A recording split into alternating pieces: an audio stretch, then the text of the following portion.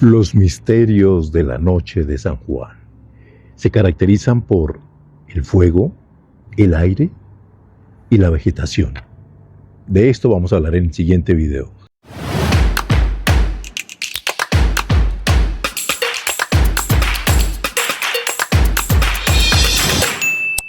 Y si te dijera que existe una fecha capaz de conectar la espiritualidad, la historia, los rituales ancestrales, los portales, y uno de los personajes más enigmáticos de la religión católica y para toda la humanidad. Estoy hablando de Juan el Bautista. Y el 24 de junio es una fecha para muchos que pasa desapercibida, pero para los conocedores es una fecha muy, muy importante, porque casi todas las culturas no la tienen en su radar, en su aspecto, pero sí marca la existencia de, podríamos decir, de un maestro, Juan Bautista. Juan Bautista también fue un maestro, no de la misma calidad de Jesús, pero sí se tiene conocimientos de que Juan el Bautista tuvo conocimientos que el mismo Jesús también transmitió. Vamos a hablar de las reliquias de Juan, dónde está su cuerpo y una misteriosa relación que hay entre Leonardo da Vinci, Juan Bautista y los templarios. Y aparte de los rituales que te quiero comentar que existen alrededor de esta fecha. Hoy me vine hasta aquí, a este bello lugar, a las afueras de Bogotá. Es el Parque Jaime Duque. Tiene unas instalaciones hermosas, bellísimas, y que conectan precisamente con este tema, porque cuando hablo de estos temas me gusta conectar con eso, con los elementales del fuego, el agua y la vegetación, como esta que está a mi alrededor. Y qué mejor tener estos elementales para hablar de este tema de Juan el Bautista y el solsticio de verano. Empezamos diciendo que la noche entre el 23 al 24 de junio es una noche muy, muy especial. Aparte de que la Iglesia Católica reconoce el nacimiento de Juan, la fecha como tal, 24 de junio, es el nacimiento de Juan el Bautista, no como en con otros santos que se les venera por la fecha de su fallecimiento. Es el único santo al que se le venera por su nacimiento y no por su fallecimiento. Esta fecha del solsticio tiene que ver mucho con la nueva creación o la siembra para aquellos cultivos de producción corta. Eso mismo pasa con los seres humanos. En la antigüedad, antes de que la religión adoptara, porque es una conjunción, solsticio y Juan Bautista, hay una conjunción que más adelante les voy a contar en qué punto se unen. Pero hablando específicamente del solsticio, la primera parte vamos a hablar del solsticio y posteriormente los misterios de Juan. El solsticio como tal es una siembra de periodo de alimentos de cosecha corta. Por tanto, los antiguos, los celtas, veneraban este solsticio como el inicio de una nueva siembra, de una nueva forma de crear hacia su futuro. Y estos antiguos tenían rituales con el fuego. Tanto así que en estos rituales, cuando ellos hacían los rituales, pasaban por encima de las brasas o del fuego en números impares. Se pasaban 3 veces, 5, 7, 9 veces por encima del fuego para que el invierno, cuando llegase, no les pegara tan duro y que ellos estuvieran afortunados con el calor y la luz para iluminarse y calentarse en el invierno. Son mitos, son leyendas que cuentan de los antiguos cuando veneraban el solsticio de verano por estos días. Y para aquel entonces, como se utilizaba el fuego, también hacían quemas de aquellas cosas y de elementos que atraían problemas. Incluso se quemaban los juanes. En España se utiliza el quemar los juanes. Este día, quemar todo lo negativo que ha traído estos 6 meses para sembrar lo nuevo para el resto de los 6 meses del año, para terminar muy bien el año. Entonces se puede hacer, por decirlo de alguna manera, una carta, un escrito, diciendo todo aquello que no quiero que se repita durante estos 6 meses, porque ya vamos el primer ciclo del año, primer semestre, donde ya se está materializando lo que sembramos en las cabañuelas. ¿Recuerdan las cabañuelas? Incluso aquí en mi canal tengo un video sobre las cabañuelas, qué se debe hacer, qué se debe hacer, que incluso esas cabañuelas sirven para el día de tu cumpleaños. Ahí hago ese paréntesis. Entonces los antiguos hacían estos rituales de pasar sobre el fuego, hacer quemas y todo lo demás, y posteriormente, cuando apareció Juan el Bautista y la religión lo reconoció, se empezaron a hacer algunos rituales como la quema de los Juanes. Estos rituales de los antiguos celtas, se les llama el Beltón. El Beltón era el ritual al fuego celebrando la llegada del solsticio, el solsticio de verano. Y en Grecia también se celebraba este solsticio al dios Apolo para que atrajera esa abundancia, esa sabiduría, junto con la diosa Minerva, que es la diosa de la sabiduría. Se hacía este culto en el solsticio de verano. Los griegos, en esa infinita sabiduría, sabían a quién adorar en cada momento de acuerdo a la estación del año. En la religión católica, esto no es muy conocido. Cuando se hacían estas quemas de los muñecos o de las hogueras, o que se hacían ritos alrededor del fuego, las cenizas de estas quemas, de estas hogueras, tomarlas de este día, preciso especial de este día del solsticio, a puertas del día de San Juan, estas cenizas se dicen que eran sanadoras y que eran milagrosas. El tomar estas cenizas, guardarlas y aplicarlas para enfermos, para animales, etcétera, etcétera, se decía que tenía un poder mágico por tener la fuerza del fuego de ese día, del solsticio. Entonces miremos la importancia de cómo nuestros antiguos, nuestros antepasados utilizaban estos elementales para fortalecer sus creencias. Y el agua es otro elemental que es protagonista en estos días del solsticio y de San Juan Bautista. Pues, del solsticio, porque el agua es el que da vida, el agua es el que fecunda. Y con Juan, porque sabemos que Juan bautizó a Jesús en el río Jordán, y el agua es un protagonista, un elemental para rituales en estos días. ¿Y para qué se utilizaba esta agua? Precisamente para hacer esa limpieza, porque eso es lo que representa Juan en el bautismo con Jesús, el de cambiar la energía que se traía y encaminarla hacia una energía de sabiduría. Entonces, y aquí viene uno de la parte de los rituales con el agua, que en esta noche de San Juan, del 23 al 24, es importante dejar un vaso con agua afuera que reciba toda la energía de la noche, de esa noche del 23 al 24. La energía cósmica que irradia el planeta durante esos días, desde el solsticio hasta llegar al nacimiento de Juan. El solsticio estamos hablando que es un 20-21 de junio, de acuerdo al año en que se esté viviendo, y es como un portal que sella con el nacimiento de Juan.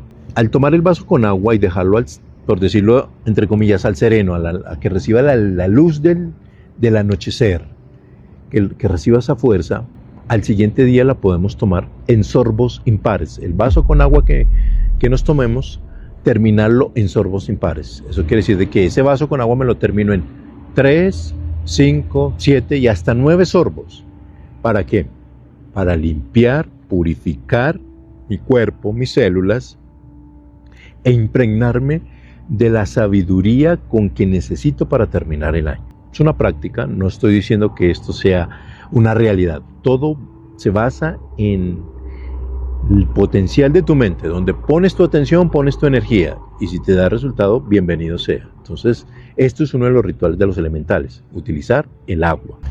Y ahora hablemos de las plantas. Las plantas también tienen un protagonismo especial para estos días, para la noche de San Juan. Y cuando hablamos de las plantas, hablamos de la salvia, del romero, de la artemisa y del helecho. Son plantas que por estos días, su elemental, su energía, su frecuencia es más alta en aquellas plantas para hacer curaciones, para hacer ungüentos, para hacer aromáticas, bueno, qué sé yo. Utilizar el elemental de estas plantas en estos días es tan especial porque tanto el hemisferio como la energía de los creyentes de San Juan el Bautista atraen esta fuerza para hacer todo tipo de curaciones. Y aquí hablemos especialmente de una planta que es consagrada, por decirlo de alguna manera, que atrae el agua, y cuando atrae el agua, atrae la purificación, y estamos hablando del helecho. El helecho tiene una flor. Científicamente, el helecho no puede producir flores, pero solo este día, el 24 de junio, es cuando aparece una flor, la flor de un día, incluso de unas horas. La flor del helecho no es duradera, es flor de un día. Que aquellas personas que son afortunadas de tener la flor del helecho pueda traer fortuna y riqueza de acuerdo con la intención que tú tomes la flor de esta planta. Esta planta tiene, por su característica elemental, tiene unos poderes energéticos maravillosos. Pero vuelvo e insisto, de acuerdo a la forma en que tú tomes la planta, la intención con que tomes la flor del helecho, la puedes utilizar para bien o te puede traer también problemas. Ojo, aquí estoy hablando de creencias, aquí no estoy hablando ni de verdades ni cosas científicas de resultados. Te estoy diciendo lo que por mucho tiempo duré investigando sobre Juan, el solsticio, su relación y sus misterios. Entonces, para quienes utilizan la flor del helecho, es muy importante y muy bendecido, por decirlo de alguna manera. Incluso en la antigüedad, algunos abuelos utilizaban la flor del helecho, se la colocaban detrás de las orejas de los animales, de los caballos, para ahuyentar a los malos espíritus de la finca. Dejaban el caballo suelto para que andara, caminara, ahuyentando a los malos espíritus con la flor del helecho puesta en su oreja. Son datos curiosos que por estos días vale la pena recordar. Devolviéndome a la parte del vaso con agua, importante dejar esta agua, si quieres el vaso con agua, o también con las plantas que te mencioné, como la salvia, el romero, la artemisa, o el mismo helecho, puedes hacer un baño especial con ellas. Entonces, puedes dejar agua con estas plantas sumergidas allí toda la noche del 23 al 24 en un recipiente o de barro o de vidrio, no de metal y no de plástico, porque el elemental tiene que estar conectado con la madre naturaleza. El vidrio proviene de la arena y el barro proviene de la tierra. Ambos son elementales que proporcionan energía y transmutan. Entonces, al dejar estas plantas allí sumergidas en esta noche, ese elemental suelta sus componentes, suelta su aroma y suelta su sustancia, que al contacto con el agua se vuelven uno solo. Al día siguiente tú te puedes bañar el rostro, bañar las manos, incluso aplicártela en todo el cuerpo, con una única intención que tengas para el resto del año: el agua en San Juan y su misterio. Puedes utilizar esta agua, recuerda, de la noche del 23 al amanecer del 24. También los antiguos decían que para esta noche es tan fuerte y tan poderosa que en lo posible no se recomienda que se hagan rituales con tijeras, con espejos, por lo mismo que la energía es cortante, que las intenciones se pueden duplicar si son malintencionadas. Si tú tienes maldad en tu corazón o en tu cabeza, o tienes la intención de hacer daño, lo aconsejable es que no se hagan este tipo de rituales, porque son demasiado fuertes y son como un efecto boomerang, que lo que tú proyectes regresará a ti de una forma explosiva. Entonces, si estás haciendo con estos rituales con intención de prosperidad, de abundancia, de sabiduría, eso mismo atraerás. De lo contrario, será una pérdida total. Y hay algo curioso: el 24 de junio es el día oficial en que se empieza a hablar del fenómeno ovni como tal. El 24 de junio, gracias a un piloto, Kenneth Arnold, en 1947 en Estados Unidos, este día se inicia el estudio del fenómeno ovni por un avistamiento que tuvo este piloto. Y el 24 de junio es el día del estudio del fenómeno ovni como tal. Bueno, ahora hablemos de otro misterio.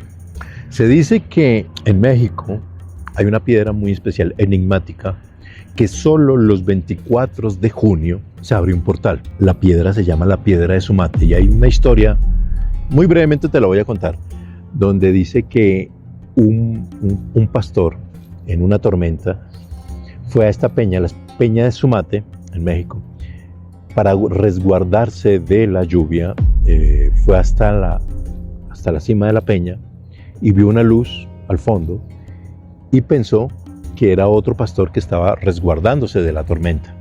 Se acercó a la luz y resulta que esa luz era la salida de esa peña a otro lugar, a otra dimensión. Él empezó a ver paisajes, animales, personas, lugares, en otro idioma, con otras ropas que él desconocía, que nunca, jamás en su vida había visto. De esta historia se dice que este pastor trató de regresar a su sitio de donde venía y no pudo, porque traspasó el portal y desconocía lo que sucedía. Esto sucedió un 24 de junio, en la noche de San Juan. Y por decirlo de alguna otra manera, nuestra parte suramericana también celebra el 24 de junio, pero no a Juan Bautista, sino al sol, a la veneración del fuego, a través del sol, como en Cusco, el Inti Raymi.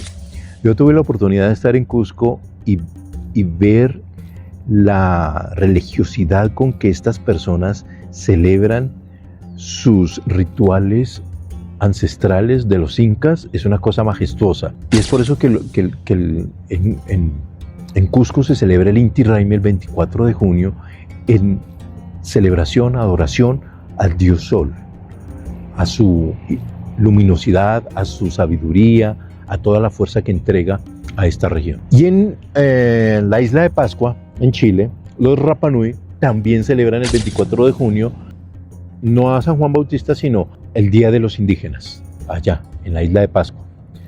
Entonces veamos cómo diferentes culturas tienen una fuerza que los conecta para la misma fecha, independientemente de lo que estén celebrando.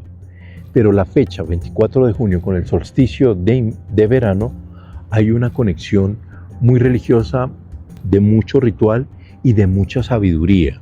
Ahora pasemos a hablar del tema más intrigante, Juan Bautista. Juan Bautista, profeta judío, que bautizó al Maestro Jesús en el río Jordán, en Magatas, a las riberas del río Jordán.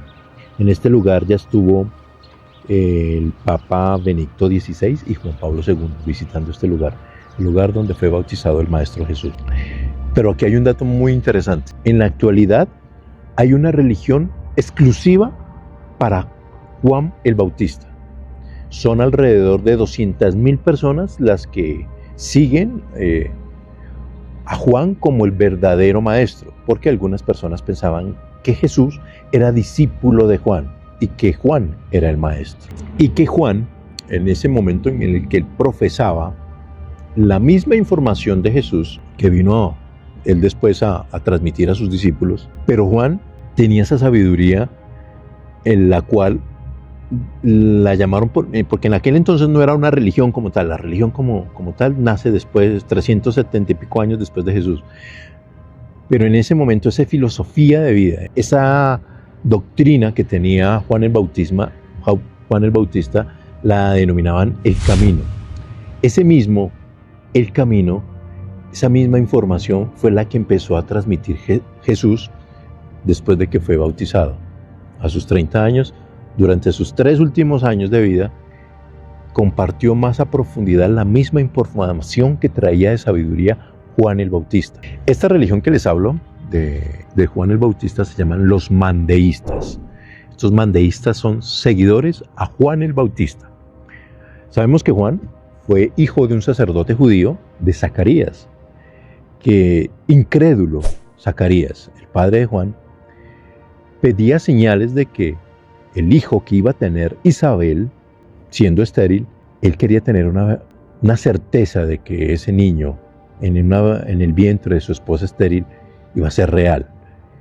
Y el arcángel Gabriel le dice que es tan real que para que él tuviese la certeza de que eso fuese verdad, que va a ser verdad, iba a quedar mudo desde ese instante hasta el momento del nacimiento de Juan el Bautista. En ese momento, Zacarías, en su incredulidad, pues queda mudo hasta el momento en que nace Juan. Y en el momento en que nace Juan, Zacarías ofrece su más grande reverencia porque la profecía fue cumplida. Pero devolviéndonos un poquito atrás de la religión, entre comillas, de Juan el Bautista, los mandeístas, ¿sabían ustedes que se bautizan varias veces a lo largo de su vida? Y se bautizan solo con manantial de corriente de agua dulce. ¿Para qué? Por lo que decía al principio del video, para purificar y para atraer la sabiduría, para limpiar su mente y atraer sabiduría. Y esto lo hacían ciertas épocas del año, entonces ellos se bautizaban varias veces en el año, durante varias veces en su vida. Después de tanta persecución, no fue posible, ya lo hacían esporádicamente, una vez al año, una vez cada 2 años, y así sucesivamente. Y hoy día se hace muy poco debido a la persecución por este mismo tipo de rituales, por desconocer a Jesús. De todo este conocimiento hay un libro, existe un libro, se llama El Libro de Juan, que solo hasta el 2017 fue transcrito a idioma conocido, porque estaba en idioma mandeísta, y fue transcrito con toda la información que Juan en ese momento impartía. Lo invito a que lo busquen. El Libro de Juan.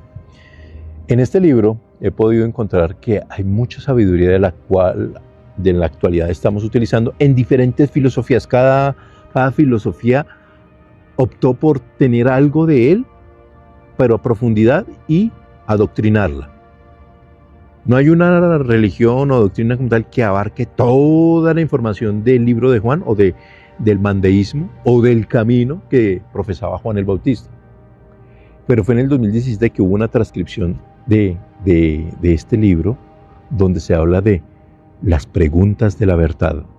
Hay dos, el libro se divide en dos partes, por capítulos. Los primeros capítulos son más o menos 77 capítulos, y los primeros capítulos hablan sobre las preguntas de la verdad, las preguntas de lo que Juan y Jesús enseñaban. Estos mandeístas son 200,000, pero hay alrededor de unos 3,000 en Irak y en Teherán, mandeístas originales, puros, dedicados a la joyería, a la parte orfebre, de realizar joyas lujosas, exquisitas, de estos mandeístas. Son muy pocos los que quedan por la persecución. Y el resto de mandeístas, de los 200,000, están entre Estados Unidos, Suecia, Australia y otro tanto en Países Bajos. Pero ustedes se preguntarán, bueno, ¿y toda esa información de Juan el Bautista de dónde la obtuvo? Pues resulta que él en su juventud, Juan el Bautista, estuvo estudiando con los esenios, los mismos que instruyeron en la juventud para la práctica de sanación, de sabiduría y de amor que el Maestro Jesús, los esenios. Los esenios fueron los que instruyeron a Juan el Bautista y posteriormente a Jesús. Por eso entonces se dice que la información de Juan es la misma que impartió el Maestro Jesús. Y hablando del padre de Juan, de Zacarías, judío, el sacerdote judío, se dice que existe la tumba de Zacarías. En el 2003 hay un texto del siglo IV que revela la ubicación de la tumba del padre de Juan el Bautista, de Zacarías. Se dice que es una tumba que es la tumba de Absalón, y que cuando encontraron esta tumba, textualmente allí decía: esta es la tumba de Zacarías, el mártir, el santo, el sacerdote, el padre de Juan. Y que se dice que esta tumba está ubicada en el Valle del Caldero en Jerusalén. Dato curioso, por si alguna vez tienes la oportunidad de ir allí, que ojalá tengamos todos la oportunidad, ir a visitar estos sitios sagrados, porque allí se concentra una fuerza y un poder que a lo mejor te puede ayudar. Sabemos que Juan fue decapitado, pero antes de su decapitación, de que le cortaran su cabeza, Macareo fue un fuerte militar donde estuvo Juan 2 años allí encerrado. ¿Por qué? Por estar profesando a viva voz que lo que había hecho Herodes era un sacrilegio. ¿Y qué hizo Herodes? Casarse con la esposa de su hermano. Eso estaba prohibido y no era un pecado, y no estaba bien visto que un ser como Herodes tuviese semejantes actos como ejemplo para su ciudad. Y Juan lo profesaba, lo criticaba y decía que esto era un sacrilegio y eso no era la ley ni el amor de Dios. Entonces ordenan capturar a Juan, lo encierran en Macareo durante 2 años antes de su decapitación. Y fue la hija de Herodes quien, en una noche de fiesta, Herodes le pide a su hija que le está dispuesto a ofrecer lo que ella quiera para festejar. Y ella le pide que le traigan en una bandeja la cabeza de Juan el Bautista. Obviamente para los conocedores y siendo más profundo, sabemos que Juan hizo una obra teatral perfecta, igual que la de Jesús en la cruz. Hizo la parodia de que entregó su cabeza. Realmente no ocurrió así. Él también, al igual que Jesús, murieron de ancianos, viejitos, lejos de todos estos problemas, entregando sabiduría a más personas. Son relatos. Esto no es para creer. Esto no es para que sea la verdad. Son datos de investigaciones y tras investigaciones y que uniendo ciertos puntos y ciertas convergencias dan estas certezas. Siguiendo con el tema de la cabeza de Juan, sí, que hay una representación de una cabeza y etcétera, etcétera. Todo esto que te estoy contando es gracias a la proximidad.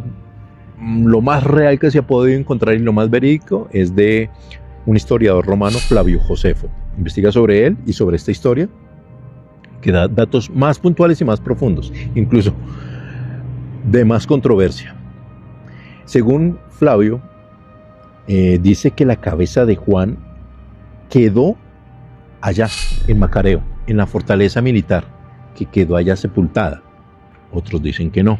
Otros dicen que la cabeza fue enterrada en el palacio de Herodes, como para demostrar el poder que él tenía en aquel entonces. Y otros dicen que Constantino en sus largas batallas y cruzadas encontró la cabeza de Juan en el palacio de Herodes y que éste la llevó a la ciudad de Fenicia, de Mesia. Son diferentes versiones. Otros dicen que el cuerpo real de Juan está en Cisjordania. Lucas, el evangelista, mencionan que él tomó la mano derecha de Juan el Bautista y la llevó para mostrar quién fue la mano derecha de Jesús al momento del bautizo y para demostrar de que esa mano fue la que bautizó a Jesús. Incluso mencionan que hubo milagros con esa mano, que ungía y curaba, sanaba y tenía fenómenos. Relatos, historias, leyendas del cuerpo de Juan el Bautista. Por eso se habla de las reliquias de Juan. Y llegando un poco más a la realidad, en el siglo XV se encuentran más de 200 reliquias de Juan el Bautista, desde ropa, instrumentos, todo lo que él utilizaba, incluso hasta partes de su cuerpo, las reliquias de Juan. Se dice que en Bulgaria se hizo el estudio del carbono 14 a uno de estos huesos, que posiblemente es la falange, el dedo de Juan. Y se pudo constatar que sí data de la época de Jesús, de la época de Juan. Que todo coincide, que al menos ese fragmento de hueso corresponde no al 100% a Juan el Bautista, pero sí data de la época de Juan el Bautista y que se encontraba al lado de reliquias personales de Juan. Entonces posiblemente este trozo de cuerpo de Juan sea real. Este dedo está en la Universidad de Kansas, en Estados Unidos. Y allí se le hizo el estudio del carbono 14, se verificó, se analizó y tiene mucha relación y mucha certeza de que él haya sido Juan. Y otro dato bien interesante es que los templarios son seguidores de Juan el Bautista. Se dice que ellos fueron los que encontraron el cráneo de la cabeza de Juan y la colocaron en una urna de una esfera de cristal y siempre la iban a llevar a cualquier cruzada para salir victoriosos. Un dato bien interesante. Entonces por eso los templarios tienen mucha relación con Juan, porque son fieles seguidores a Juan el Bautista. ¿Y ahora qué relación hay entre Juan el Bautista y Leonardo da Vinci? Se dice que Leonardo, cuando pinta a Juan el Bautista, lo pinta con proporciones geométricas que data de números y data de conversiones espaciales con información encriptada que aún no se ha podido descubrir. Y cuando digo espaciales es conexiones con las estrellas y otros códices que no se han podido descifrar. ¿Qué esconde esta pintura? Incluso se habla de la prueba del espejo. Y cuando digo que se habla de la prueba del espejo es colocar las dos imágenes lado a lado y que en el centro se forma una serie de figuras, incluso de formas, letras, por decirlo de alguna manera. La estrategia del espejo. Ahí hay un gran secreto que guarda esta pintura, la de Leonardo da Vinci y Juan el Bautista, que aún todavía no se ha descubierto. Es un gran misterio que se puede encontrar allí. Incluso se ven hasta rostros dentro de la pintura al hacer la prueba del espejo. ¿De quiénes? No lo sabemos. Pero en estudios más recientes se pudo identificar que lo que Juan quiso decir con esta pintura es que iba a haber el punto de convergencia en la humanidad cuando la ciencia y la espiritualidad, o la fe, por decirlo de alguna manera, se juntaran, existiría la completa armonía de la sabiduría para la evolución del ser humano. Interesante, ¿verdad? Que la fe, o la religión y la ciencia se juntaran, en ese momento habría la perfecta armonía para la evolución espiritual del ser humano. Pues bueno, hasta aquí este relato de misterios, leyendas, mitos, tumbas, sacrificios, rituales del solsticio de verano y la noche del 24 de junio, los misterios del 24 de junio. Espero que me sigas en mis redes sociales. Cuando puedas, sal, disfruta, aprovecha estos espacios deliciosos, exquisitos para recargar energías, renovar, cambiar tu pensamiento y ante todo, ser felices. Lefer, el poder de creer.